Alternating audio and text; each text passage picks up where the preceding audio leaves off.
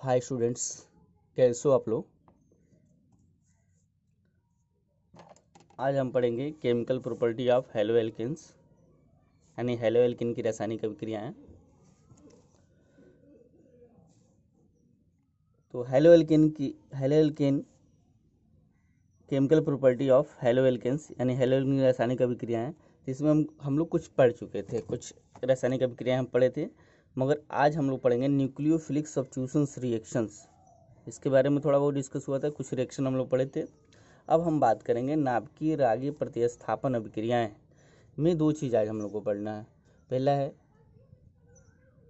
नाभिकीय रागी प्रतिस्थापन अभिक्रियाएं कैसे होती हैं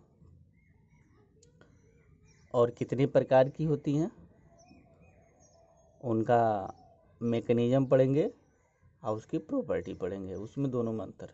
तो जनरली नाभिकीय रागी प्रतिस्थापन अभिक्रियाएं दो प्रकार की होती हैं। एक होता है आपका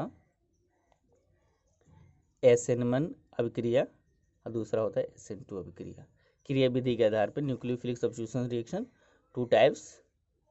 first is SN1, second is SN2। अब इसके बारे में हम डिस्कस कर रहे हैं यहाँ पे। तो यहाँ पे देखते हैं कि नाभिकीय रागी प्रतिस्थापन अभिक्रिया या न्यूक्लियोफिलिक सब्स्टिट्यूशन रिएक्शन क्या होते हैं। तो कह रहा है यहाँ पे एक नाभिक रागीय हैलोजन को प्रतिस्थापित कर देता है, उसे नाभिकीय रागी प्रतिस्थापन अभिक्रिया कहते हैं। यानी कि न्यूक्लियोफिलिक सब्स्टिट्यूशन रिएक्शन क्या होते हैं। तो न्यूक्लियोफिलिक सब्स्टिट्यूशन रिएक्शन का मतलब होता है कि कोई भी एल्किल हैलाइड है, यानी कि हेलो एल्केन या एल्किल हैलाइड है, उसमें हैलोजन है, उस हैलोजन को क्या करेगा, कोई नाभिकीय रागी यानी कि न्यूक्लियोफाइल्स उसको क्या करेगा, प्रतिस्थापित कर देगा।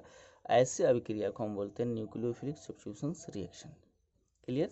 तो देखिए यहाँ से, जैसे यहाँ पे है, मान लीजिए कि हेलो एल्केन्स हो गया, ये कोई भी हेलो एल्केन है, हेलो एल्केन, कोई नाम नहीं है यहाँ पे, कार्बन की 4 वैलेंसी सेटिस्फाइड है।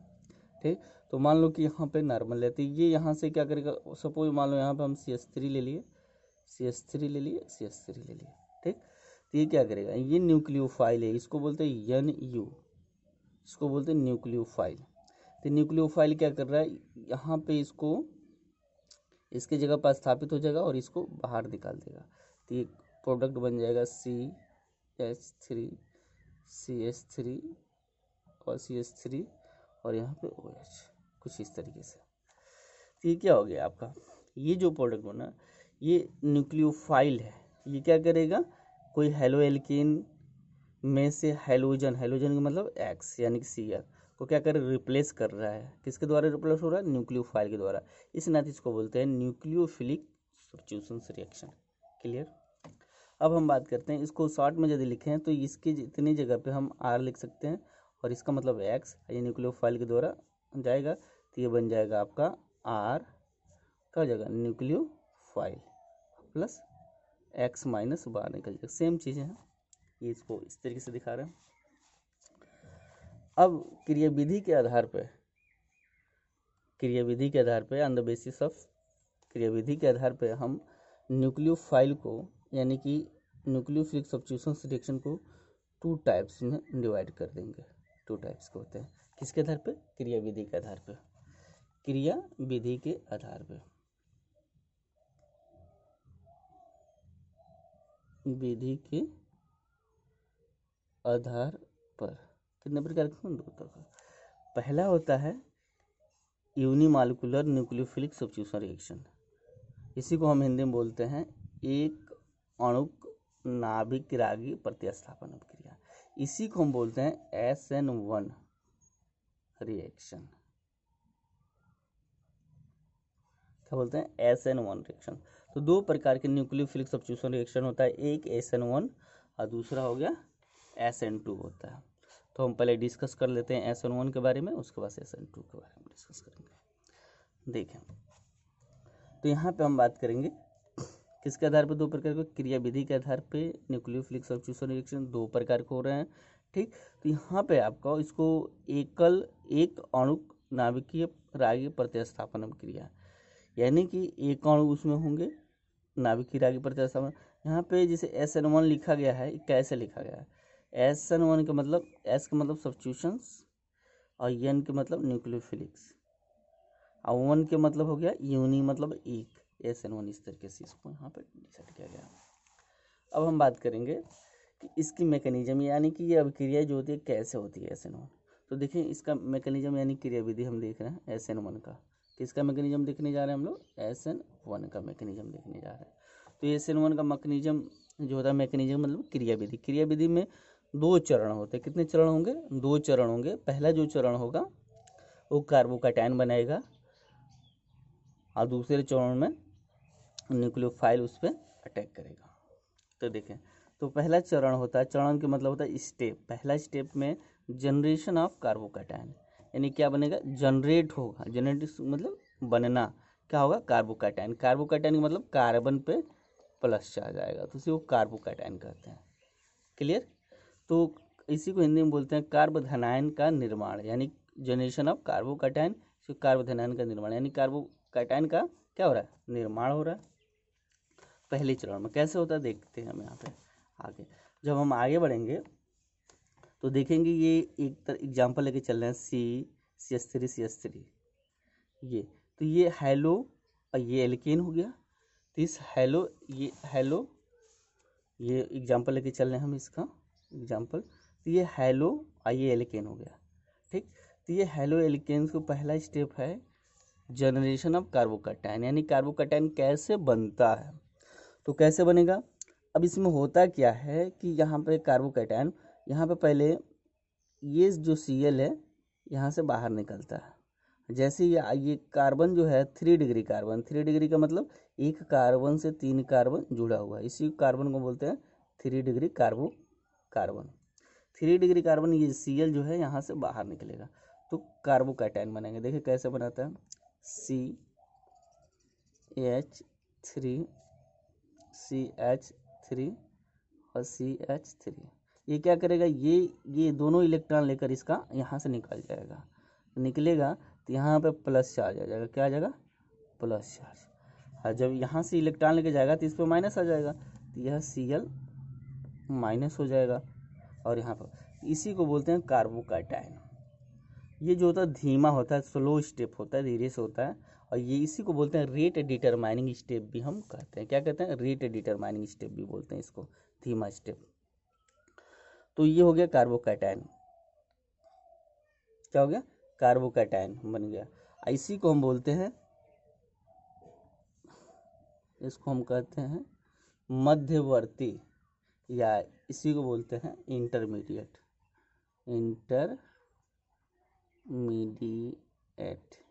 इसी को बोलते हैं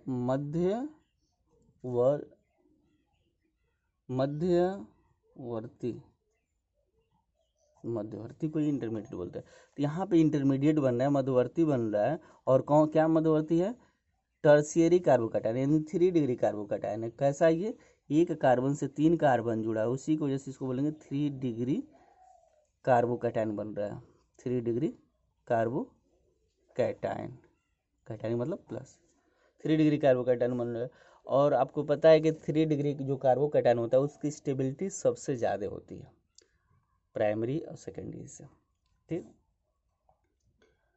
अब ये पहला स्टेप हो गया, हमको बन गया। सेकेंड स्टेप हम देखेंगे, जो सेकेंड स्टेप है यानी दूसरा चरण है, जो attack of nucleophile on carbocation, यानी कि अब ये न्यूक्लियोफाइल होगा, अटैक करेगा, किस पर अटैक करेगा, कार्बोकैटायन पे। न्यूक्लियोफाइल का मतलब NU, attack of nucleophile on carbocation, तो कार्बोकैटायन पे नाभिकीय रेखी का आक्रमण कैसे करता है। अब ये कार्बोकैटायन जो बना है, हम इस कार्बोकैटायन, ये जो कार्बोकैटायन बना है, इस कार्बोकैटायन को हम यहाँ पे लिखेंगे 3। अब ये न्यूक्लियो OH माइनस न्यूक्लियोफाइल है, अभी हम स्टार्टिंग में आपको बताए थे कि ये रिएक्शन OH है, ये न्यूक्लियोफाइल है, ठीक ना, न्यूक्लियोफाइल है। तो ये जो न्यूक्लियोफाइल है अब अटैक करेगा किस पे, इस पे कार्बोकैटायन पे, क्योंकि माइनस है तो न्यूक्लियोफाइल है ये, और न्यूक्लियोफाइल किस पे अटैक करता है, प्लस पे। और ये कहाँ, ये न्यूक्लियोफाइल है, और न्यूक्लियोफाइल है, ये किस पे अटैक करेगा, प्लस पे। प्लस क्या है, ये कार्बोकैटायन है, कार्बन पे कैटायन मतलब प्लस चार्ज आएगा, तो कार्बोधनायन इसको बोलेंगे, कार्बोकैटायन इंग्लिश में बोलेंगे। तो इस तरीके से 3 डिग्री कार्बोकैटायन है। इस पर जब ये अटैक करेगा तो ये रिएक्शन जो होता है फास्ट होता है, तीव्र होता है। और यदि तीव्र होता है तो इसका प्रोडक्ट क्या बनता है, देखेंगे आप लोग, CH3 CH3 CH3 और इससे क्या जुड़ जाता है, ये OH जाके इससे जुड़ जाएगा, ये हो जाएगा OH। इस तरीके से तो ये बन गया, ठीक ना, इस तरीके से ये हो गया। इस तरीके से 2 स्टेप में प्रोडक्ट बन गया। जो प्रोडक्ट हम लोग यहाँ पे बना रहे थे स्टार्टिंग में, यहाँ पे वही प्रोडक्ट यहाँ पर। इस तरीके से रिएक्शंस होते हैं। और इस रिएक्शन, जो इस तरीके से ये रिएक्शन होता है, ऐसे रिएक्शन को हम बोलते हैं न्यूक्लियोफिलिक सब्स्टिट्यूशन रिएक्शन। और ये कौन सा है, इसमें ये आपका है SN1 रिएक्शन। तो याद रखेंगे SN1 रिएक्शन में जो न्यूक्लियोफाइल जो होता है वो अटैक करता है सेकेंड स्टेप में, किसमें, सेकेंड स्टेप में, ये सेकेंड स्टेप में अटैक। और फर्स्ट स्टेप में क्या बन रहा है, कार्बोकैटायन बन रहा है, इसको इंटरमीडिएट या मध्यवर्ती बोलते हैं, जो अस्थायी होता है। यही रेट डिटरमाइनिंग स्टेप होता है। क्या होता है, यही रेट डिटरमाइनिंग स्टेप होता है। क्लियर। चलिए अब हम बात कर लेते हैं,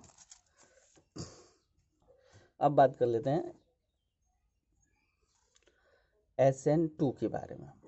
किसके बारे में, SN2 के बारे में। तो SN2 क्या होता है, कौन से रिएक्शन होते हैं, देखते हैं। SN2 रिएक्शन जो होता है इसको हम बोलते हैं, SN2 जो रिएक्शन होता है इसको हम कह सकते हैं by molecular nucleophilic substitutions reactions. क्या बोलते हैं, by molecular nucleophilic substitutions reaction, या इसी को हिंदी में बोलेंगे तो द्वि अणुक नाभिकीय रागीय प्रतिस्थापन अभिक्रिया। तो इसी को हम S बड़े से लिखते हैं, N छोटे से, और इस पे SN2 रिएक्शंस देखेंगे हम यहाँ पे, ठीक, SN2 रिएक्शंस। तो SN2 रिएक्शंस क्या होते हैं, देखते हैं। तो इसका भी पहले हम मैकेनिज्म देखेंगे, क्रियाविधि देखेंगे, इसमें क्या होता है, क्रियाविधि यानी कि मैकेनिज्म देखते हैं। तो इसमें क्या होता है, एक ही स्टेप होता है, यानी कि SN2 में क्या होता है, एक स्टेप होता है। SN2 रिएक्शन में एक स्टेप होता है, और इसमें कार्बोकैटायन नहीं बनता। इसमें क्या होता है, कार्बोकैटायन नहीं बनता है इसमें। देखते हैं तो क्या हो रहा है, स्टेप, इस न्यूक्लियोफाइल का बैक साइड से अटैक होता है, तथा इसमें ट्रांजिशन स्टेट संक्रमणावस्था बनता है। तो यानी कि जो SN2 रिएक्शन है, इस रिएक्शन में क्या होता है, जो न्यूक्लियोफाइल है, यानी कि ये हो गया आपका न्यूक्लियोफाइल, NU को बोलते हैं न्यूक्लियोफाइल। ये जो न्यूक्लियोफाइल यानी कि कोई भी, जैसे कि न्यूक्लियोफाइल क्या क्या हो सकता है, जैसे कि आपका Cl हो सकता है, Br माइनस होता है, फ्लोरीन माइनस हो सकता है, OH माइनस हो सकता है, ये सब न्यूक्लियोफाइल्स हैं। क्या है, न्यूक्लियोफाइल्स हैं, ठीक। तो यहाँ पे जो न्यूक्लियोफाइल OH माइनस है, तो ये क्या करेगा, इस पर अटैक करेगा। कैसे करता है ये, इसमें थोड़ा सा ये अलग टाइप से है, वही सेम चीज़ें हैं इसमें भी, मगर यहाँ पे है ये जो OH minus nucleophile back side से अटैक करता है। कहाँ से करेगा, बैक साइड से। ये सामने से पहले उसमें कार्बोकैटायन बनते थे, मगर इसमें कार्बोकैटायन नहीं बनेगा, इसमें न्यूक्लियोफाइल बैक साइड से अटैक करेगा। यानी कि ये जो न्यूक्लियोफाइल है कुछ इस तरीके से जाएगा और यहाँ पर अटैक करेगा। जब यहाँ पर अटैक करेगा तो ये धीरे धीरे न्यूक्लियोफाइल इससे जुड़ेगा और Cl धीरे धीरे निकलेगा। तो देखते हैं यहाँ पे रिएक्शन इसका, CH और ये हो गया आपका CH3H, और ये Cl जो होगा इसे डॉटेड लाइन से दिखाएंगे इस नाते कि Cl निकलेगा यहाँ से, ये OH क्या होगा, जुड़ेगा। तो एक जुड़ रहा है और दूसरा क्या हो रहा है, निकल रहा है, यानी कि अब यहाँ से ये बाहर जाएगा और ये यहाँ पे जुड़ेगा। तो यदि ऐसा स्टेट इस तरीके से यहाँ पे देखने को हमको मिलेगा, और ये क्या कर रहा है, बैक साइड से अटैक कर, ये जो न्यूक्लियोफाइल है ये new attack on back side से अटैक कर रहा है। क्यों ऐसा हो रहा है, इसकी प्रॉपर्टी हम समझेंगे। रीजन यही है ठीक ना। इस नाते कर रहा है कि यहाँ पे जो है 1 डिग्री कार्बोकैटायन है, ये जो है एक कार्बन से एक कार्बन जुड़ा हुआ है, और एक कार्बन से एक कार्बन जोड़ने के लिए इसको बोलते हैं 1 डिग्री कार्बोकैटायन। जो 1 डिग्री कार्बोकैटायन यदि यहाँ से बनता है, ये Cl निकल जाता है, तो 1 डिग्री कार्बोकैटायन क्या होता है, स्टेबल नहीं होता है।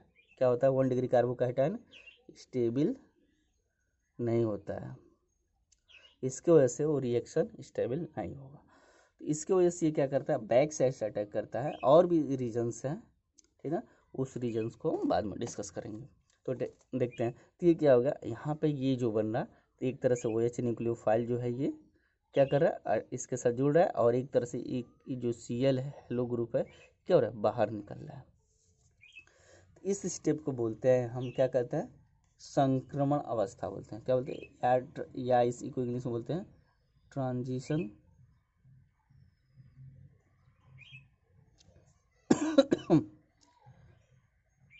ट्रांजिशन स्टेट बोलते हैं। क्या बोलते हैं, ट्रांजिशन स्टेट बोलते हैं इस चीज़ को। जो ये ट्रांजिशन स्टेट है या संक्रमण अवस्था, हिंदी में बोलेंगे इसको, तो बोलेंगे संक्रमण अवस्था। क्या बोलेंगे, संक्रमण अवस्था। तो वहाँ पे कार्बोकैटायन बन रहा था, यहाँ पे ट्रांजिशन स्टेट यानी कि संक्रमण अवस्था बन रहा है। अब इसके बाद क्या होगा, ये रिएक्शन यहाँ पे कुछ इस तरीके से आगे प्रोसीड होगा।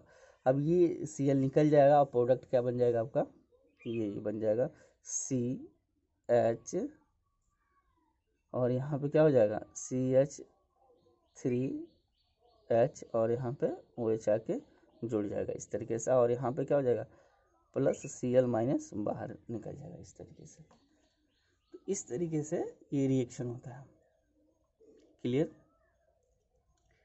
तो ये इस तरीके से इसका होता है।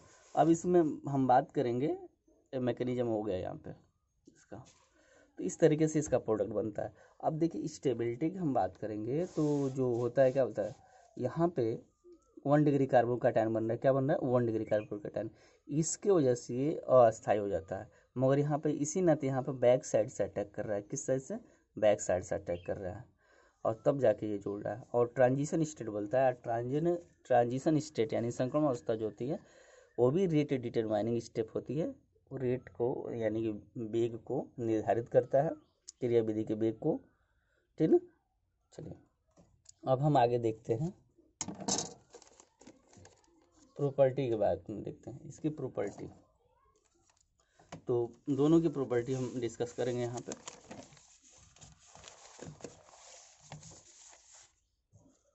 दोनों की प्रॉपर्टी हम डिस्कस करेंगे। देखिए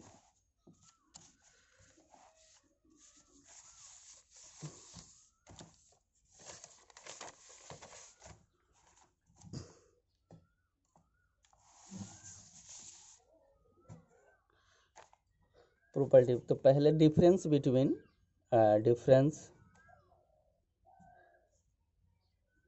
यानी कि अंतर दोनों, difference between SN1 and SN2, दोनों में अंतर हम देखेंगे, यानी कि दोनों।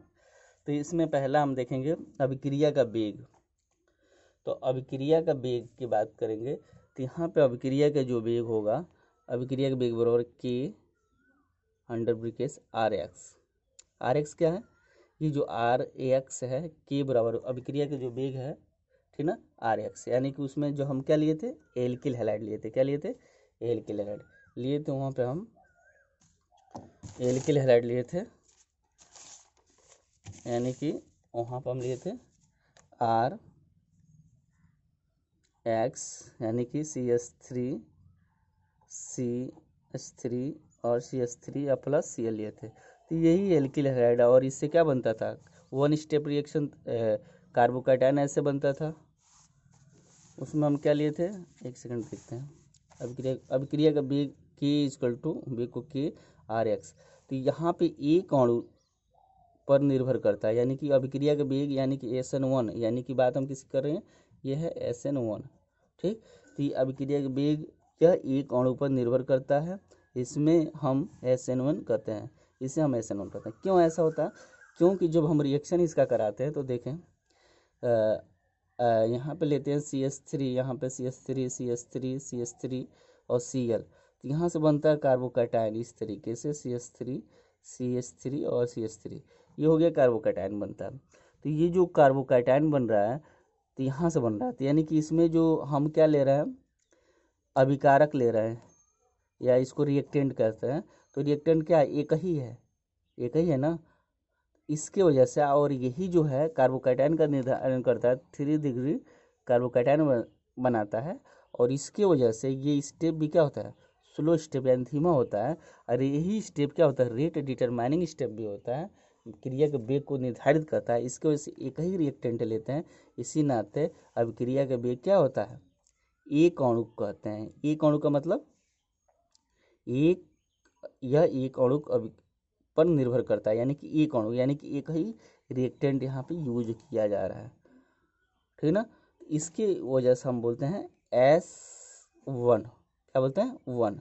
और न्यूक्लियोफिलिक रिएक्शन हो रहा है, न्यूक्लियोफिलिक सब्स्टिट्यूशन रिएक्शन हो रहा है, इसको से SN1 रिएक्शन इसको कहते हैं। यानी कि न्यूक्लियोफिलिक सब्स्टिट्यूशन रिएक्शन इसको हम बोलते हैं। तो न्यूक्लियोफिलिक सब्स्टिट्यूशन रिएक्शन इस नाते बोलते हैं कि एक अणु है तो इसको S1 लगाते हैं, और न्यूक्लियोफिलिक का मतलब न्यूक्लियोफिलिक सब्स्टिट्यूशन, तो इसी नाते SN1 इसको कहते हैं। एक वेग इसका एक होता है, यानी क्रिया का जो वेग होता है उसका रिएक्टेंट एक पर निर्भर करता है, यह एक अणु पर निर्भर करता है, इससे हम SN1 कहते हैं। क्लियर, समझ गए होंगे लोग। इसी तरीके से हम SN2 की बात करेंगे। तो SN2 में क्या होता है, यहाँ पे दो चीज़ निर्भर करता है। यहाँ पे इसका होता है RH + NU। तो होता क्या है, देखें आप, अभी देखें हम C से H जुड़े थे, और यहाँ पे हम CH3 और यहाँ पे H लगाए थे, और यहाँ पे आपका Cl था। तो यहाँ पे जो न्यूक्लियोफाइल लिए थे हम, क्या लिए थे, OH लिए थे न्यूक्लियोफाइल में। तो OH जो था ये क्या बैक साइड से अटैक कर रहा है, बैक साइड से अटैक कर रहा है। तो ये रेट डिटरमाइनिंग स्टेप जो होता है CH, और यहाँ पे OH- और CH3 हो रहा है ना, और यहाँ पे H हो रहा है, और यहाँ पे क्या हो रहा है, Cl। तो ये जो स्टेप जो होता है इसी को बोलते हैं ट्रांजिशन स्टेट बोलते हैं। और इसमें जो रिएक्टेंट हम ले रहे हैं, एक ये हो रहा है हमारे पास, और एक न्यूक्लियोफाइल यूज हो रहा है। मगर यहाँ पे क्या हो रहा था, यहाँ पे CH3 और यहाँ पे Cl था, और ये तुरंत ये बना दे रहा था CH3 और CH3 और कार्बोकैटायन + Cl-। तो यहाँ पे रिएक्टेंट जो ले रहे थे एक ले रहे थे, न्यूक्लियोफाइल यूज नहीं हुआ है, इसी को जैसे ये इसको बोलते हैं एक अणु पर निर्भर करता है। और यहाँ पे न्यूक्लियोफाइल ले रहे हैं, ये बैक साइड से अटैक कर रहा है, और पहला ही स्टेप ये है। और ये ट्रांजिशन स्टेप जो होता है स्टेबल होता है, और यहाँ पे कार्बोकैटायन बन रहा है। तो इसी को दो ले रहे हैं, इसी को जैसे K = हो जाएगा RH। R का मतलब ये पूरा एल्किल ग्रुप, और X यानी कि एल्किल ग्रुप, और X का मतलब Cl, और प्लस न्यूक्लियोफाइल। इसी नाते यहाँ पे क्या होता है, अभिक्रिया की जो वेग होती है कितने अणु पे डिपेंड करता है, 2 पे। किस पे डिपेंड करेगा, यह एक अणु पर निर्भर करता है। ये क्या हो जाएगा, यह दो अणु पर निर्भर करता है, ठीक ना। इसी नाते इसका अभिक्रिया की वेग क्या होती है, इसी नाते इसको लिखा जाता है SN2। यानी कि SN2 क्यों लिखा जाता है, S हो गया SN2, 2 क्या हो गया, इसका वेग क्या हो गया, यहाँ पे ले रहे हैं दो रिएक्टेंट, 2 हो गया। ये दो अणु पर निर्भर करेगा, यानी कि एक न्यूक्लियोफाइल पे और एक किस पे, रिएक्टेंट पे। तो SN2 हो गया, और न्यूक्लियोफिलिक रिएक्शन हो रहा है और सब्स्टिट्यूशन होती है, इसी SN2 रिएक्शन बोलते हैं, न्यूक्लियोफिलिक सब्स्टिट्यूशन रिएक्शंस। क्लियर, समझ गए होंगे आप लोग। चलिए अब दूसरा इसमें अंतर हम देख लेते हैं दोनों में।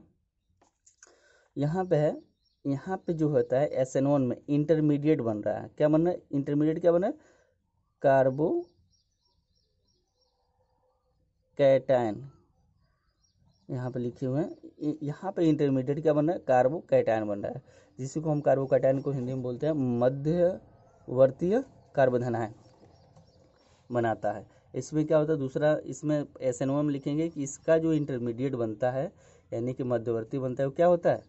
कार्बोकैटायन, यानी मध्यवर्ती कार्बोकैटायन क्या बनता है? कार्बोकैटायन होता है। कार्बोकैटायन होने की वजह से, जैसे यहाँ पे देखेंगे, यहाँ पे इसमें दूसरे में CH3 इस तरीके रिएक्शन कराइए गया और ये क्या बन रहा है?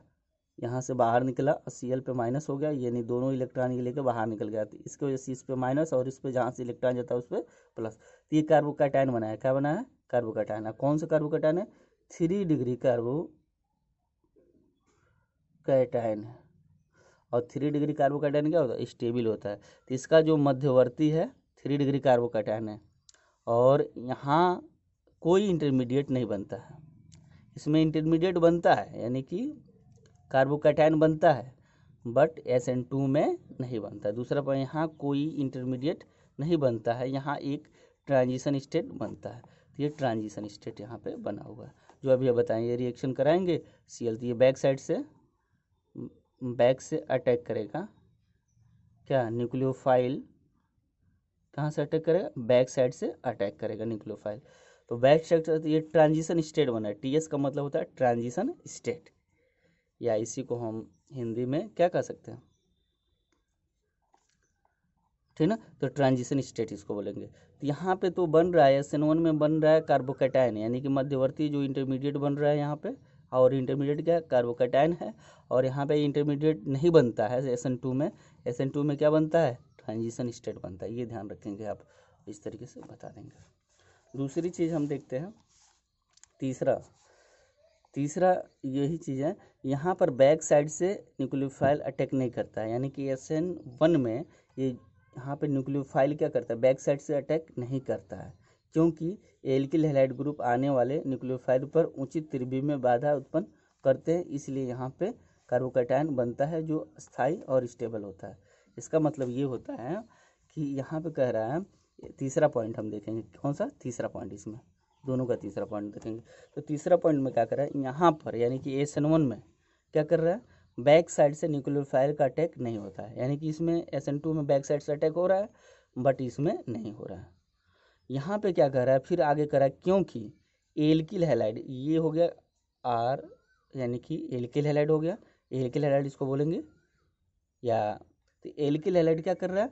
एल्किल हैलाइड ग्रुप आने वाले न्यूक्लियोफाइल पर उचित त्रिज्या में प्रतिकर्षण उत्पन्न करता है, यानी कि यदि मान लो कि यहाँ पे OH हो माइनस हो और यहाँ पर अटैक करे, तो ये क्या हो जाएगा? बड़ा बड़ा ग्रुप लगा हुआ है। यानी कि हम यहाँ पे इस तरीके से समझ सकते हैं कि यहाँ पे देखें, इस तरीके से इसमें हम समझ सकते हैं, ये जो है CH3 और Cl, तो यहाँ पे यदि OH ग्रुप है OH माइनस, यानी कि ये यदि यहाँ पर बैक साइड से अटैक करेगा तो कर नहीं पाएगा, क्योंकि ये C से H ऐसे लगे हैं।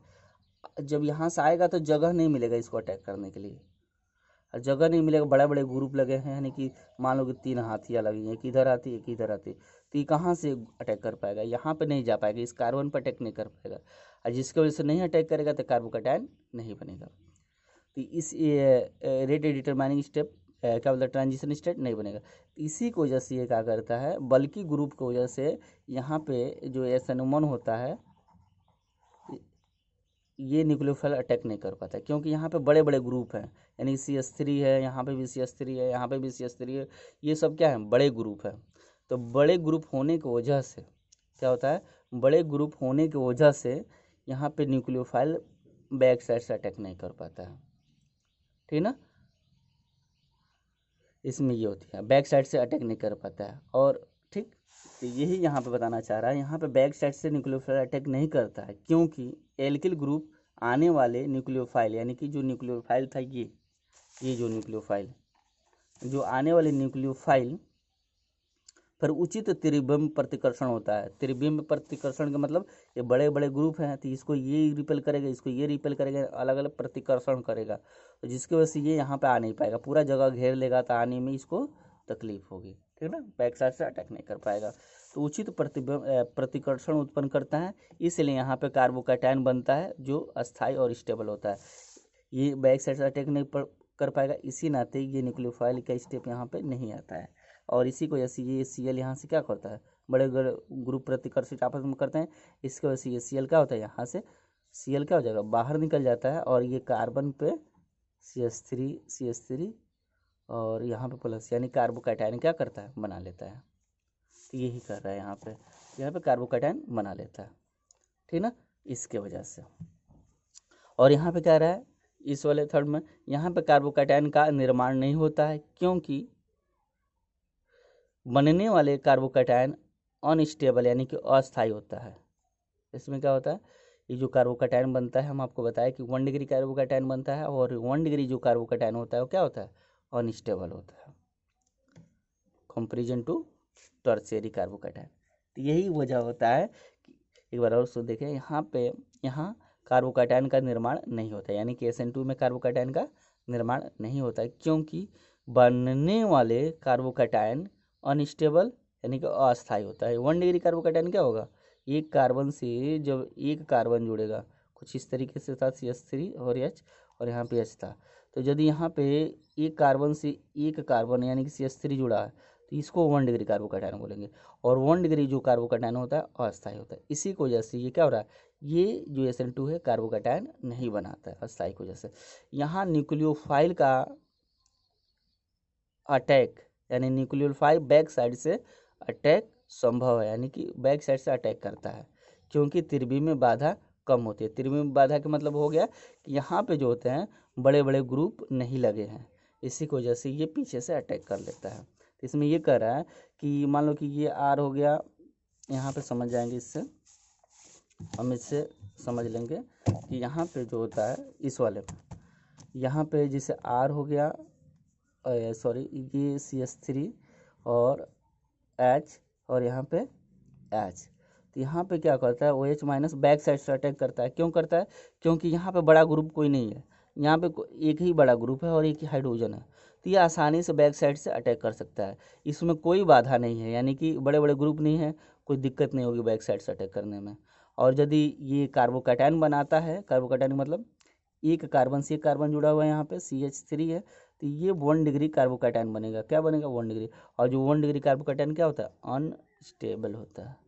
इसी की वजह से इसमें बैक साइड से SN2 में अटैक होता है और ट्रांजिशन स्टेट बनता है। क्लियर। चलिए हम अब आगे देखते हैं, अगला पॉइंट देखते हैं।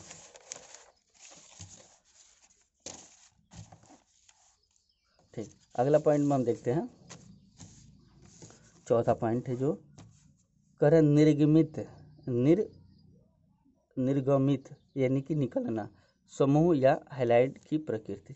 यानी निर्गमित समूह जो होता है, निर्गमित समूह या हैलाइड आयन की प्रकृति। अब हैलाइड आयन की प्रकृति के बारे में हम चर्चा करेंगे यहाँ पे। इसका मतलब ये हो गया कि बॉन्ड जितना दुर्बल होगा उतनी ही आसानी से टूटेगा, क्रियाकारक उतना ही क्रियाशील होगा। RI बॉन्ड सबसे जल्दी टूटेगा, क्योंकि I की बड़े आकार के कारण बॉन्ड दुर्बल होता है। इसका मतलब अब यहाँ पे बात कर रहा है कि हैलाइड आयन की प्रकृति, यानी कि जो आप अभी रिएक्शन देख रहे हो यहाँ पे चर्चा कर रहा है, जो यहाँ से R और यहाँ पे X, यानी कि मतलब यहाँ पे इसका मतलब ये हो गया CH3 और CH3, और यहाँ पे Cl जुड़ा था, तो यहाँ पे क्या बनता था, ये बाहर निकल जाता था, बनता था CH3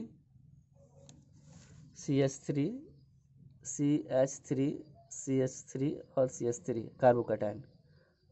ठीक, तो ये यानी कहने का मतलब ये जो हाइलाइड है, इसकी प्रकृति हम देखेंगे कि इसके साथ क्या रिलेशन है, इसके और इसके बीच में, यानी कि इसका मतलब R और X के बीच में क्या रिलेशन है। यदि इसके नेचर में यदि हम बदलाव कर देते हैं, यानी कि X की जगह पे जैसे फ्लोरो हो गया, क्लोरो हो गया, ब्रोमो हो गया, ब्रोमो और आइडो, इनमें यदि हम लेके रिएक्शन करते हैं, इसको लेके करेंगे तो क्या प्रभाव पड़ेगा इसके साथ, इसको लेके करेंगे तो क्या प्रभाव पड़ेगा रिएक्शन में, इसका क्या प्रभाव पड़ेगा, इस चीज़ को हम यहाँ पे डिस्कस करने वाले हैं। तो वही कह रहा है यहाँ पे, देखते हैं कि बॉन्ड जितना दुर्बल होगा बॉन्ड जितना ही दुर्बल होगा उतना ही आसानी से टूटेगा। और बॉन्ड कब दुर्बल होगा? जब उसकी साइज बड़ी होगी। अभी बता रहे हैं क्रियाकारक उतना ही क्रियाशील होगा। क्रियाकारक यानी कि RX बॉन्ड सबसे जल्दी टूटेगा। कौन? RX की बॉन्ड सबसे जल्दी टूटेगा यानी कि RX का मतलब RI, यहाँ पे I का मतलब आयोडीन टूटेगा। क्यों ये सबसे जल्दी टूटेगा? क्योंकि I के बड़े आकार के कारण बॉन्ड दुर्बल होता है। देखिए अब यहाँ पे हम समझेंगे दोनों का कॉमन है, यानी कि SN1 और SN2 दोनों एक ही साथ हम यहाँ समझेंगे। देखिए अब यहाँ देख रहे हैं RF है यानी कि एल्किल फ्लोराइड, एल्किल क्लोराइड और एल्किल ब्रोमाइड और एल्किल एसिडाइड, यहाँ पे 3 केस हैं। अब यहाँ पे देखते हैं हम यहाँ पे ये यानी कि ये R की साइज है कॉमन और ये F की साइज है, ये R की साइज है और ये Cl की साइज है, ये R की साइज है और ये Br की साइज है, ये R की साइज है और ये I की साइज है।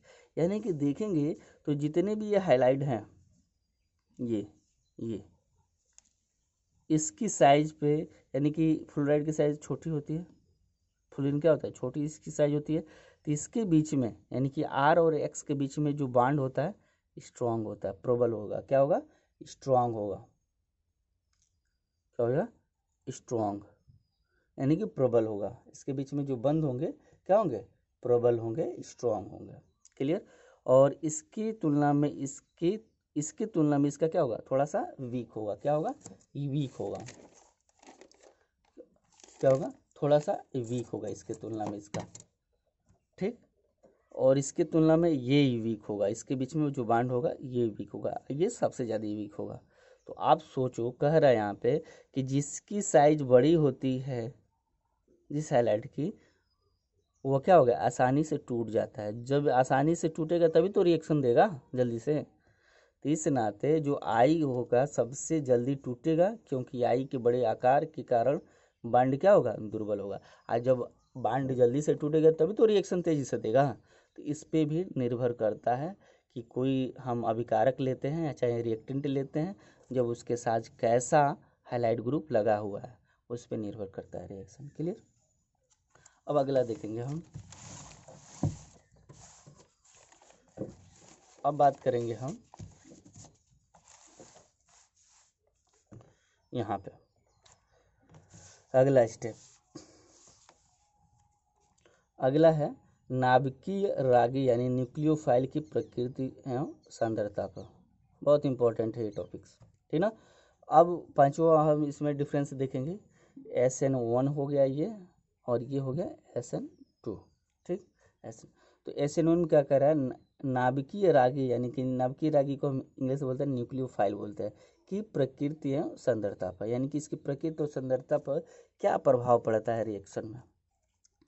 तो देखिए यहाँ पे वही चीज़ है, प्रकृति सांद्रता पर। अब देखिए यहाँ का इसका वेग जब हम देखे थे K=RX आया था, क्योंकि एक रिएक्टेंट लिए तो वहाँ पे अभी हम समझाएं। और यहाँ पे क्या वेग बराबर होता है K=RX न्यूक्लियोफाइल, क्योंकि ये बैक साइड से अटैक करता था और इसमें एक ही होता था और कार्बोकैटायन बना लेता था, ठीक। इसमें एक स्टेप होता था, इसमें 2 स्टेप। पहला स्टेप रेट डिटरमाइनिंग होता था, इसी नाते इसको लेकर चला गया है।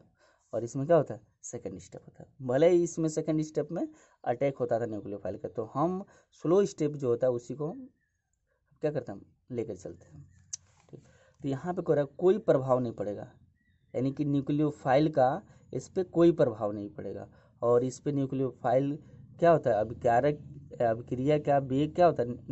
नाभिकीय रागी के सांद्रता पर निर्भर करता है। तो अब यहाँ इसके कहने का मतलब ये है कि यहाँ पे कोई प्रभाव नहीं पड़ेगा, किसका? न्यूक्लियोफाइल की प्रकृति पर। क्यों नहीं पड़ेगा? क्योंकि यहाँ पे क्या हो रहा है, ये कार्बन है, कार्बन से CH3 ग्रुप इसमें जुड़ा होता था इस तरीके से, ठीक। तो यहाँ से ये Cl जुड़ा था और यहाँ से ये क्या बनता था? CH3, ठीक। और यहाँ से कार्बोकैटायन बन जाता था और Cl ये। तो यही इसी स्टेप को बोलते हैं हम स्लो स्टेप। और जो ये स्लो स्टेप होता था, तो इस पे यानी कि न्यूक्लियोफाइल यहाँ पे लिए हैं, NU लिए हैं, यहाँ पे नहीं लिए हैं ना, इस सेकंड स्टेप में हम वहाँ पे लेते हैं। तो पहला स्टेप स्लो स्टेप है, स्लो स्टेप ही क्या होता है? रेट डिटरमाइनिंग स्टेप होता है। इसी नाते इस पे न्यूक्लियोफाइल का प्रभाव इस पे नहीं पड़ेगा इसके, यानी सांद्रता पर इसके प्रकृति एवं सांद्रता पर इसके न्यूक्लियोफाइल का प्रभाव नहीं पड़ेगा, मगर इस पे पड़ता है, क्योंकि यहाँ पे हम न्यूक्लियो जब रिएक्शन कराते थे तो कुछ इस तरीके से रिएक्शन होता था, CH3H और H, और यहाँ पे OH माइनस जो था ये बैक साइड से अटैक करता था, तो यहाँ पे न्यूक्लियोफाइल हम लेकर चल रहे हैं साथ में, और यहाँ पे न्यूक्लियोफाइल नहीं ले रहे हैं, ये सेकेंड स्टेप में यूज हो रहा है। इसकी वजह से ये जो न्यूक्लियोफाइल है इस पर बैक साइड से अटैक कर रहा है, और बैक साइड से जब अटैक कर रहा है तो ये ट्रांजिशन स्टेट बना दे रहा है। ट्रांजिशन स्टेट का मतलब ये COH से जुड़ता चला जा रहा है, और यहाँ पे यहाँ पे Cl बाहर निकल रहा है, और ये OH जुड़ रहा है, यहाँ पे CH3 और H, और यहाँ पे H, तो ये ट्रांजिशन स्टेट बना रहा है, और यहाँ पे न्यूक्लियोफाइल यूज हो रहा है, यानी न्यूक्लियोफाइल जो है नाभिकीय रागी यहाँ पे यूज हो रहा है, और यहाँ पे नहीं यूज हो रहा है। और ये जो स्लो स्टेप होता है उसी को रेट डिटरमाइनिंग यानी वेग निर्धारण पद बोलते हैं। इसी नाते यहाँ पे न्यूक्लियोफाइल का कोई प्रभाव नहीं पड़ता है, और यहाँ पे क्या होता है, प्रभाव पड़ता है यहाँ पे। अब पढ़ने की वजह से क्या होगा, अभिक्रिया का वेग किसके समानुपाती होता है, नाभिकीय रागी की सांद्रता पर। तो अब देखो एक सीरीज है यहाँ पे बढ़ता हुआ क्रम, इससे अच्छा ये न्यूक्लियोफाइल है, इससे अच्छा ये न्यूक्लियोफाइल है, इससे अच्छा ये न्यूक्लियोफाइल है, इससे अच्छा ये है, इससे अच्छा ये, इससे CH3 लास्ट में है, जिससे सबसे अच्छा न्यूक्लियोफाइल है। ठीक, तो ये एक कैटेगरी है, इसको देख। अगला हम देखते हैं विलाय की प्रकृति पर, यानी विलाय की प्रकृति यानी nature of the solvent. Most important है कि इसको जानेंगे आप लोग, ठीक ना, बहुत ये, यानी कि इसका कह रहा है कि जो रिएक्शन होगा उसमें सॉल्वेंट का प्रभाव पड़ेगा कि नहीं पड़ेगा, विलाय की प्रकृति पर प्रभाव पड़ेगा कि नहीं पड़ेगा। तो इसको हम देखें कैसे करते हैं। देखिए, तो विलाय का प्रभाव यानी कि ये हो गया अभिकारक, यानी कि रिएक्टेंट, क्या हो गया, रिएक्टेंट। तो रिएक्टेंट से यानी कि जो स्टार्टिंग में लेते हैं रिएक्टेंट, ये वाला चीज़ है ये रिएक्टेंट। तो रिएक्टेंट लेते हैं हम, क्या लेते हैं, रिएक्टेंट के मतलब हो गया कार्बन से CH3 और यहाँ पे CH3 ACl, तो इसको हम रिएक्टेंट बोल देंगे। और इससे क्या बन गया, ये कार्बोकैटायन बन गया, यहाँ पे क्या बन गया, कार्बन पे प्लस चार्ज कार्बोकैटायन, ये जो तीर लगा है इस तरीके से यही CH3 है, ये बात समझ में आ रहा है। और यहाँ से जो अगला बनता है Cl बाहर निकल जाता है और कार्बोकैटायन बनता है, तो अब बाद में उत्पाद बनता है, तो उसकी बात छोड़ दीजिए, यानी कि प्रोडक्ट बनता है। तो इसको कह रहा है कि विलायक पर प्रभाव पड़ता है कि नहीं पड़ता है, इसका क्या प्रभाव पड़ता है, क्यों। तो देखो ये कार्बोकैटायन है, अब विलायक में हम लेते हैं पानी, क्या लेते हैं, H2 पानी लेते हैं। यदि हम पानी ले रहे हैं वहाँ पे, जैसे सपोज मान लो आप यहाँ पे देखो ये रिएक्शन, जैसे यहाँ पे हम इसी को समझा रहे हैं यहाँ पे, तो ये हो गया आपका C+ और यहाँ पे 3 का मतलब ये CH3 ये CH3 ये CH3, ठीक ना। तो ये यदि विलायक यहाँ पे क्या ले लिया, H2O पानी ले लिया, सबसे अच्छा विलायक कौन सा, H2O पानी, तो विलायक ले लिया जाए। अब विलायक ठीक ना, तो विलायक मतलब OH पानी ले लिया गया, तो इस पे क्या होता है, पार्शियली माइनस चार्ज होता है, और इस पे पार्शियली प्लस सब जानते ही होंगे। तो ये जब विलायक इसमें लिया जाएगा, तो ये जो कार्बोकैटायन है तो इसके और इसके बीच में क्या हो जाएगा, आकर्षण बन जाएगा, प्लस और माइनस के बीच में क्या होगा, आकर्षण होगा। और आकर्षण होगा जब, यहाँ पे दिखाए हैं हम, आकर्षण होगा, ठीक ना। जब इसमें क्या होगा, आकर्षण अट्रैक्शन हो जाएगा, या आकर्षण लिख लें आप लोग, आकर्षण होगा, क्या होगा, आकर्षण। जब इसके बीच में आकर्षण होगा तो आकर्षण होने की वजह से क्या हो जाएगा, ऊर्जा कम होगी। दोनों के बीच में यदि आकर्षण होता है तो ऊर्जा क्या होती है, कम होती है। तो यहाँ पे लिखे हैं आकर्षण होगा तो इसके बीच में क्या होगा, ऊर्जा निकाय की कम होती है। निकाय का मतलब कोई सिस्टम ले रहे हैं उसी को निकाय कहते हैं। उस सिस्टम में क्या हो जाएगा, जब ये प्लस माइनस एक साथ आएंगे, आकर्षण होगा दोनों के बीच में, तो ऊर्जा क्या होगी, उसकी कम होगी उसी निकाय की। जब ऊर्जा जब कम होती है तो क्या होता है, वो क्या होता है, जब ऊर्जा कम होगी, यानी कि ऊर्जा कम होने का तीर ऐसे दिखा कम हो रही है, तब उसका किसी चीज़ की जब ऊर्जा कम होती है वो अस्थायित्व प्राप्त करता है, यानी कि स्टेबिलिटी प्राप्त करेगा। क्या प्राप्त करेगा, अस्थायित्व, स्टेबिलिटी। क्लियर।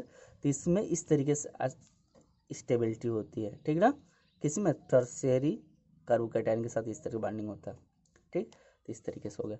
अब हम बात करते हैं इसमें SN2 की बात करते हैं। ये S1 की इस तरीके से होता है, इसमें अस्थायित्व प्राप्त करता है। इसमें कैसे प्राप्त करता है, विलायक पर प्रभाव।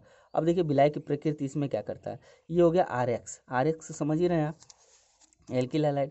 तो आर एक्स न्यूक्लियोफाइल है, जब इस पर अटैक करता है बैक साइड से तो इस पर प्रभाव पड़ता है कि नहीं, यानी ट्रांजिशन स्टेट। तो देख लेते हैं, अब इसको भी लेते हैं, इसमें तो कार्बोकैटायन बनता नहीं है, नहीं बनता है ना कार्बोकैटायन, बैक साइड से अटैक करता है। तो सपोज मान लो कि ये हो गया आपका OH, यानी कि न्यूक्लियोफाइल।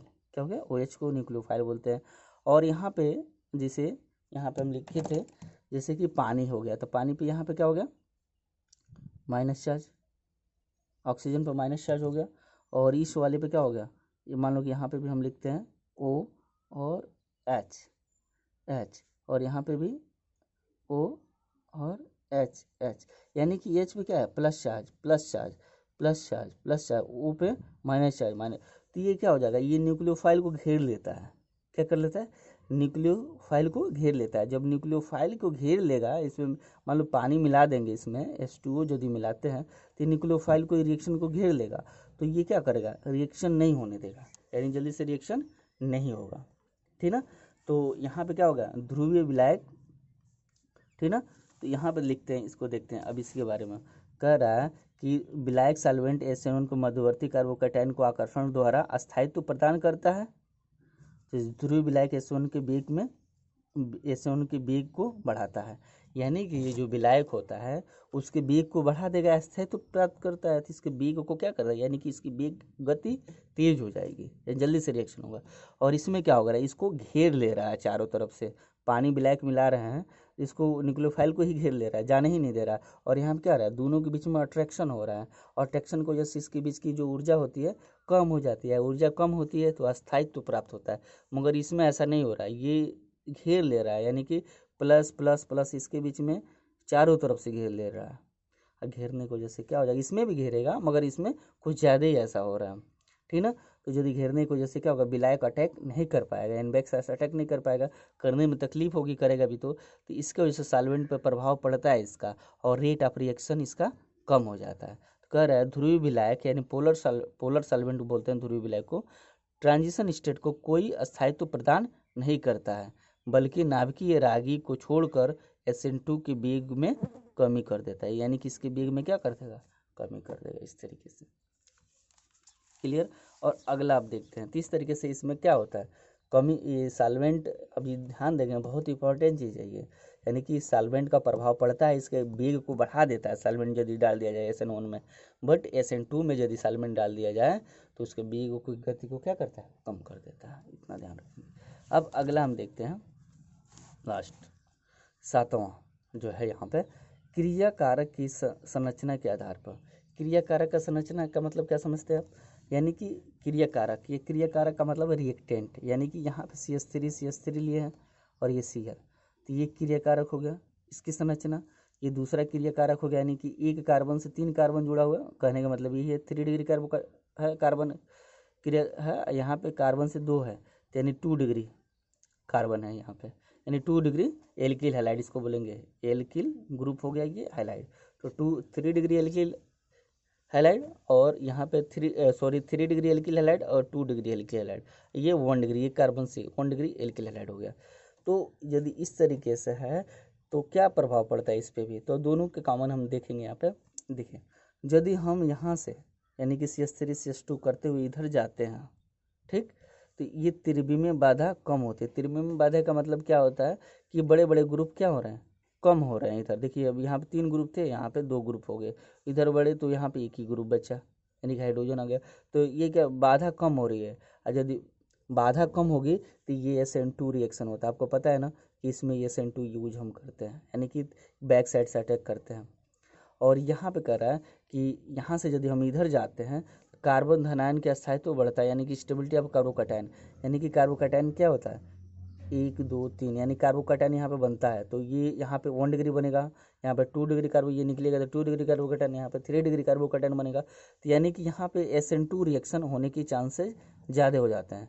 तो यानी कि क्रिया कारक जो होते हैं, यदि हम बल्कियर ग्रुप से नीचे की तरफ इधर आएँ तो त्रिमेय बाधा क्या हो गया, यानी बड़े बड़े ग्रुप कम होंगे तो SN2 होने की चांसेस बढ़ जाते हैं, और इस तरीके से इसमें SN1 होने के चांसेस इधर से जाएंगे बढ़ जाते हैं।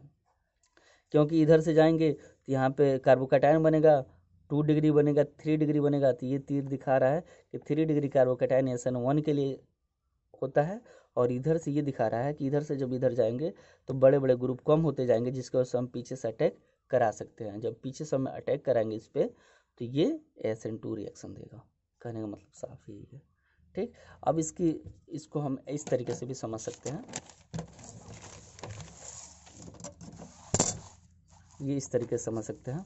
देखें, ये SN1 रिएक्शन की हम बात करते हैं तो यहाँ पे 3 डिग्री स्टेबल होगा RX यानी कि एल्किल हैलाइड सबसे ज़्यादा, और यहाँ पे तब जाकर 2 डिग्री, तब जाकर 1 डिग्री, यानी कि ये SN1 कौन सा देता है, ये सबसे अच्छा देता है 3 डिग्री एल्किल, 3 डिग्री RX।